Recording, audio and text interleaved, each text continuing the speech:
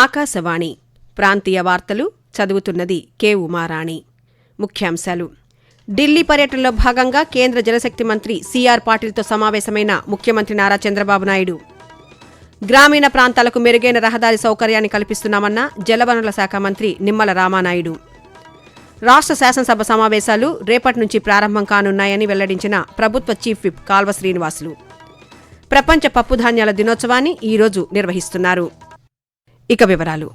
ముఖ్యమంత్రి నారా చంద్రబాబు నాయుడు ఢిల్లీ పర్యటనలో భాగంగా కేంద్ర జలశక్తి మంత్రి సిఆర్ పాటిల్తో ముఖ్యమంత్రి ఈరోజు సమావేశమయ్యారు. ఈ సందర్భంగా రాష్ట్రంలోని వివిధ సాగునీటి ప్రాజెక్టులకు అనుమతులు, వివిధ ప్రాజెక్టులకు ఆర్థిక సాయం అంశాలతో పాటు అంతర్రాష్ట్ర నీటి వివాదాల పరిష్కారంపై చర్చించారు. పోలవరం ప్రాజెక్టు 2వ దశకి ఆర్థిక సహాయం అందించాలని, భూసేకరణ, పునరావాసం వంటి పనులు చేపట్టాల్సి ఉందన్నారు. వీటికి అదనంగా సుమారు 32,000 కోట్ల రూపాయల నిధులు అవసరమని పేర్కొన్నారు. నదీ జలాల పంపకం కోసం గోదావరి నీటి వివాదాల ట్రిబ్యునల్ను తక్షణమే ఏర్పాటు చేయాలని కోరారు. జాతీయ నదుల అనుసంధానం విధానంలో భాగంగా పోలవరం, నల్లమల సాగర్ లింక్ ప్రాజెక్టుకు అనుమతులు మంజూరు చేయాలని ముఖ్యమంత్రి చంద్రబాబు నాయుడు కేంద్ర మంత్రికి ఈ సందర్భంగా విజ్ఞప్తి చేశారు. గ్రామీణ ప్రాంతాలకు మెరుగైన రహదారి సౌకర్యాన్ని కల్పిస్తున్నామని జలవనరుల శాఖ మంత్రి నిమ్మల రామానాయుడు తెలిపారు. పశ్చిమ గోదావరి జిల్లా యలమంచిలి మండలంలోని అడవిపాలెం, మేడపాడు గ్రామాల్లో 5 కోట్ల రూపాయలతో జరుగుతున్న రహదారి నిర్మాణ పనులను మంత్రి ఈరోజు పరిశీలించారు. ఈ సందర్భంగా నిమ్మల రామానాయుడు మాట్లాడుతూ అడవిపాలెం నుంచి మేడపాడు వరకు 1600 మీటర్ల పొడవుతో సిమెంట్ రహదారి పనులు జరుగుతున్నాయని చెప్పారు. నిర్మాణ పనులకు అవసరమైన నిధులను మంజూరు చేశామని, ఈ రహదారి ద్వారా ఆయా గ్రామాల ప్రజలకు మెరుగైన రహదారి సౌకర్యం అందుబాటులోకి వస్తుందని మంత్రి వివరించారు. ప్రస్తుత సాంకేతిక యుగంలో సురక్షితంగా ఉండటం ఎంత అవసరమో గుర్తుచేసే ఉద్దేశంతో ఈరోజు సురక్షిత అంతర్జాల దినోత్సవం సేఫ్ ఇంటర్నెట్ డే నిర్వహిస్తున్నారు. పిల్లలు, యువత, పెద్దలు ప్రతి ఒక్కరూ ఇంటర్నెట్ను బాధ్యతాయుతంగా, సురక్షితంగా, సానుకూల దృక్పథంతో నిర్వహించడమే ఈ కార్యక్రమ నిర్వహణలోని ముఖ్యోద్దేశం. ప్రతి ఏటా ఫిబ్రవరి నెల 2వ మంగళవారం ఈ కార్యక్రమం జరుగుతోంది. ఇంటర్నెట్ను సురక్షితంగా వినియోగించడం, పిల్లల కోసం తల్లిదండ్రులు తీసుకోవాల్సిన జాగ్రత్తలు, సైబర్ నేరాలు జరిగితే స్పందించవలసిన పద్ధతుల వంటి అంశాలపై ఈరోజు అవగాహన కల్పిస్తున్నారు. ఇంటర్నెట్, కృత్రిమ మేధస్సు ఏఐను సరైన పద్ధతిలో వినియోగించడం ద్వారా సత్ఫలితాలను పొందవచ్చని నేషనల్ ఇన్ఫర్మాటిక్స్ సెంటర్ ఎన్ఐసి విభాగం అనంతపురం జిల్లా ఇన్ఫర్మాటిక్స్ అధికారి భారతి తెలిపారు. సురక్షిత అంతర్జాల దినోత్సవం సందర్భంగా అనంతపురంలోని ప్రభుత్వ ఆర్ట్స్ కళాశాలలో ఇంటర్నెట్ వాడకంపై విద్యార్థులకు నిర్వహించిన అవగాహన కార్యక్రమంలో ఆమె ఈరోజు పాల్గొన్నారు. ఈ సందర్భంగా మాట్లాడుతూ ఆన్లైన్ భద్రత, బాధ్యతాయుతమైన ఇంటర్నెట్ వినియోగం, సైబర్ మోసాల గురించి అవగాహన కల్పించేందుకు సురక్షిత అంతర్జాల దినోత్సవం నిర్వహిస్తున్నామని తెలిపారు. అనకాపల్లి జిల్లా సంతపల్లి గ్రామానికి చెందిన ఆదర్శ రైతు బొబ్బిలి జ్యోతి ప్రకృతి వ్యవసాయంలో వినూత్న వ్యవసాయ పద్ధతుల అమలుకు గాను ఐరోపా దేశాలతో పాటు మొత్తం 7 దేశాల్లో రైతులకు అవగాహన కల్పించేందుకు ఎంపికయ్యారని వ్యవసాయ శాఖ ప్రభుత్వ సలహాదారు పి. విజయకుమార్ తెలిపారు. ఆమె అవలంబిస్తున్న వ్యవసాయ పద్ధతులను, అనుభవాలను అంతర్జాతీయ స్థాయిలో తెలియచేసేందుకు రైతు సాధికారత సంస్థ ఎంపిక చేసిందని తెలిపారు. ఈ ఎంపికపై జ్యోతి మాట్లాడుతూ, ప్రకృతి వ్యవసాయంలో ల్యాండ్ అనేది ఫాలోగా ఉండదు. 365 రోజులు కూడా భూమిని కప్పి ఉంచుతుంది. దానివల్ల ఏంటి అని అంటే మనకి వాటర్ అనేది హోల్డింగ్ చేసుకుంటుంది, రూట్స్లో దాచుకొని ఉంచుతుంది. మనకి వర్షాలు పడలేని టైంలో కూడా మనం ఎక్కువ వాటర్ ఇరిగేషన్ అనేది ఇవ్వాల్సిన అవసరం ఉండట్లేదు. అలానే మనకి ఎక్కువ ఇన్కమ్ కూడా జనరేట్ అవుతుంది. ఒక మీటింగ్లో పెట్టి అందరు ఫార్మర్స్ని ఒక దగ్గర కూర్చోబెట్టి ప్రకృతి వ్యవసాయం ఏ విధంగా చేసుకుంటే బాగుంటుందో, ఏ విధంగా పద్ధతులను పాటించాలి, ఫార్మర్స్ చేత డైరెక్ట్గా చేపించి వాళ్ళని ఫీల్డ్ లెవెల్లో వాళ్ళే ఇంప్లిమెంటేషన్ చేసుకునేలాగా ప్రతి ఒక్కటి మోటివేట్ చేయడం జరుగుతుంది.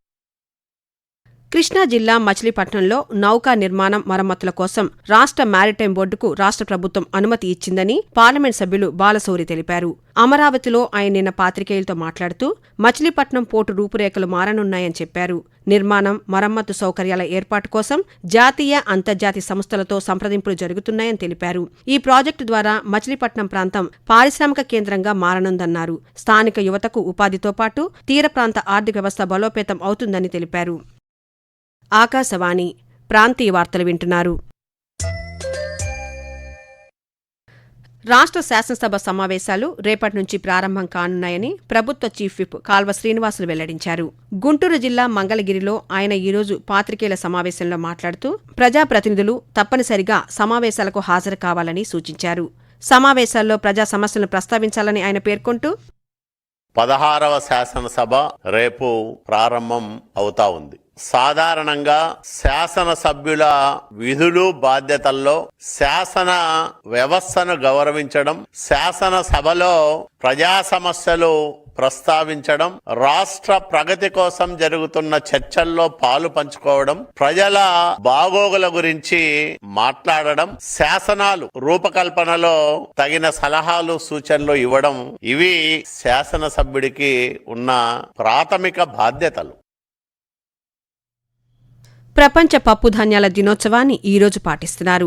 మానవ ఆరోగ్యంలో పప్పుధాన్యాల ఆవశ్యకతను తెలియజేసేందుకు, వీటి వినియోగంపై ప్రజల్లో అవగాహన పెంచేందుకు ప్రతి సంవత్సరం ఫిబ్రవరి 10వ తేదీన ప్రపంచ పప్పుధాన్యాల దినోత్సవాన్ని నిర్వహించాలని ఐక్యరాజ్యసమితికి అనుబంధంగా ఉన్న ఆహార వ్యవసాయ సంస్థ 2018లో పిలుపునిచ్చింది.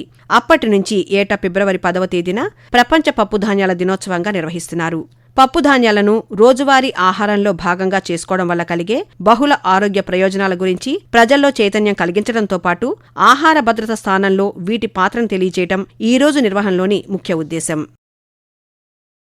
శివరాత్రి సందర్భంగా కోటప్పకొండ శ్రీ త్రికోటేశ్వర స్వామివారి ప్రబల తిరునాళ్లకు వచ్చే భక్తులకు ఎటువంటి ఇబ్బందులు కలగకుండా చర్యలు తీసుకుంటున్నామని నరసరావుపేట ఇన్ఛార్జి డీఎస్పీ హనుమంతరావు తెలిపారు.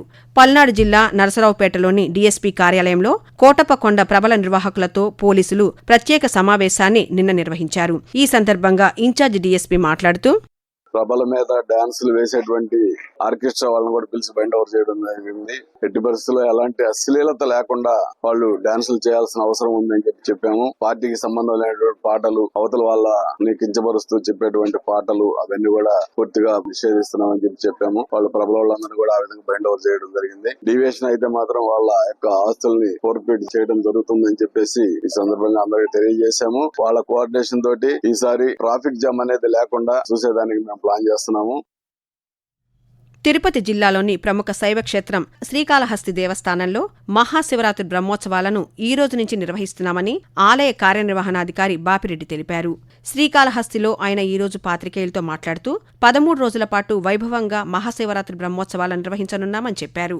ఈ రోజు సాయంత్రం ధ్వజారోహణం శాస్త్రోక్తంగా నిర్వహిస్తామని, రాత్రికి అంకురార్పణ జరుగుతుందన్నారు. భక్తుల రద్దీకి అనుగుణంగా ఆలయంలో అన్ని ఏర్పాట్లు చేశామన్నారు. బ్రహ్మోత్సవాలు జరిగే 13 రోజుల పాటు ఆలయంలోని అన్ని ఆర్జిత సేవలు రద్దు చేస్తున్నామని తెలిపారు.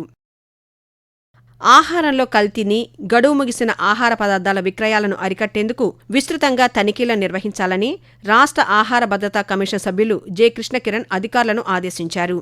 డాక్టర్ బిఆర్ అంబేద్కర్ కోనసీమ జిల్లా అమలాపురం కలెక్టర్ కార్యాలయంలో జిల్లాలో ఆహార భద్రతా ప్రమాణాల చట్టం అమలు విధి విధానాలపై అధికారులతో ఈరోజు సమీక్షా సమావేశం నిర్వహించారు. ఈ సందర్భంగా కృష్ణకిరణ్ మాట్లాడుతూ రేషన్ సరుకుల సరఫరా, డొక్కా సీతమ్మ మధ్యాహ్న భోజన పథకం, అంగన్వాడీ పోషకాహార పథకాలను సమర్థవంతంగా అమలు చేయాలన్నారు.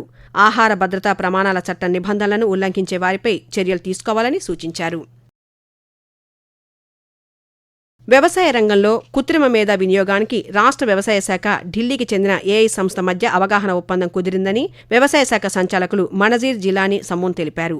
అమరావతిలోని రాష్ట్ర సచివాలయంలో సంబంధిత అధికారులు ఒప్పంద పత్రాలపై సంతకాలు చేశారని ఒక ప్రకటనలో తెలిపారు. ఆకాశవాణి వార్తలు ముగించే ముందు ముఖ్యాంశాలు మరోసారి. ఢిల్లీ పర్యటనలో భాగంగా కేంద్ర జలశక్తి మంత్రి సిఆర్ పాటిల్తో సమావేశమైన ముఖ్యమంత్రి నారా చంద్రబాబు నాయుడు. గ్రామీణ ప్రాంతాలకు మెరుగైన రహదారి సౌకర్యాన్ని కల్పిస్తున్నామన్న జలవనరుల శాఖ మంత్రి నిమ్మల రామానాయుడు. రాష్ట్ర శాసనసభ సమావేశాలు రేపటి నుంచి ప్రారంభం కానున్నాయని వెల్లడించిన ప్రభుత్వ చీఫ్ విప్ కాల్వ శ్రీనివాసులు. ప్రపంచ పప్పుధాన్యాల దినోత్సవాన్ని ఈరోజు నిర్వహిస్తున్నారు. ఆకాశవాణి ప్రాంతీయ వార్తలు ఇంతటితో సమాప్తం. తిరిగి సాయంత్రం 6 గంటల 10 నిమిషాలకు విశాఖపట్నం కేంద్రం నుంచి ప్రాంతీయ వార్తలు వింటారు.